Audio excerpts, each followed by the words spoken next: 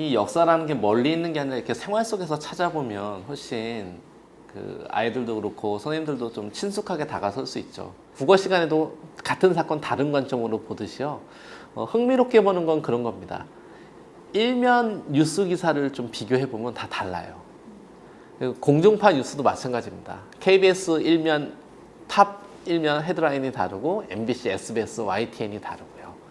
그리고 오마이뉴스 인터넷 일면이 다르고 뭐 프레시안 일면이 다르고 그런 식으로 그래서 같은 사건을 어떻게 하고 있느냐 그래서 서로 다른 거 그래서 저는 교과서에서 대단히 중요한 건 그런 것 같아요. 그러니까 교과서든 역사적 내용도 다른 시점으로 볼 수 있다는 거죠. 그래서 어느 하나의 주장이 맞다라고 강요하기보다는 지금 이 기사는 재밌는 겁니다. 어떤 거냐면 한류 그러니까 우리나라 연예인들이 프랑스 파리에서 공연했을 때 당시의 기사예요. 그래서 왼쪽은 이제 뭐 화면 오른쪽은 피가로고요. 왼쪽은 르몽드입니다.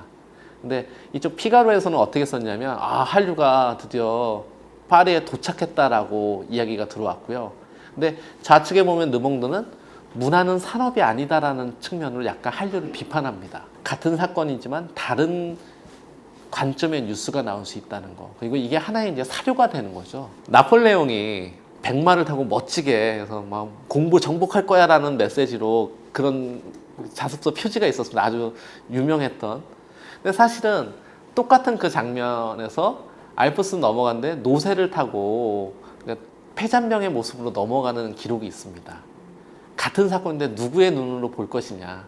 다비드가 그렸던 그 그림으로 이제 일약 그 아주 나폴레옹을 칭송했던 그림을 그린 사람은 스타가 됐고요.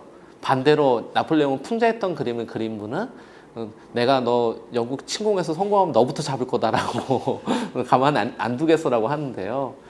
역사상의 사실은 그러니까 순수한 형식으로 존재하지 않으면 또 존재할 수도 없습니다.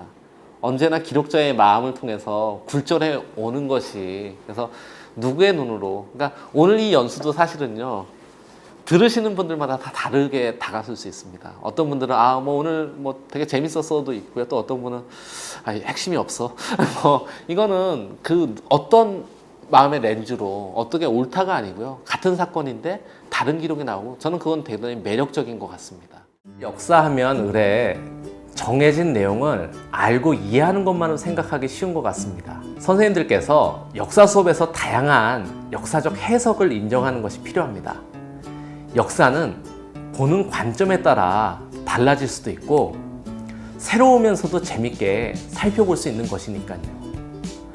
선생님들이 아이들의 다양한 해석을 인정해 주시고 아이들의 눈높이에 맞춰서 함께 생각거리를 만들어 가신다면 보다 의미 있는 수업이 될 수 있을 것입니다.